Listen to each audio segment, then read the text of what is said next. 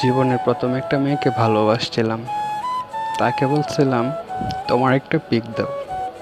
সে দিছে ঠিকই, কিন্তু আমি দেখার আগে সেটা ডিলিট করে ফেলছে। খুব ভালো না?